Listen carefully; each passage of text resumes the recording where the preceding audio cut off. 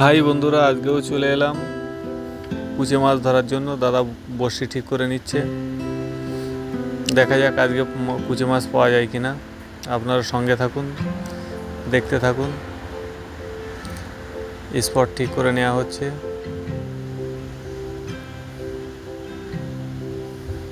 সব ঠিকঠাক করে নিচ্ছে, দেখা যাক। এরকম ভিডিও পেতে চ্যানেলটিকে লাইক, কমেন্ট, সাবস্ক্রাইব করে দেন। একটা কুচে মাছ বেঁধে গেছে, দেখা যাক তুলতে পারে কিনা।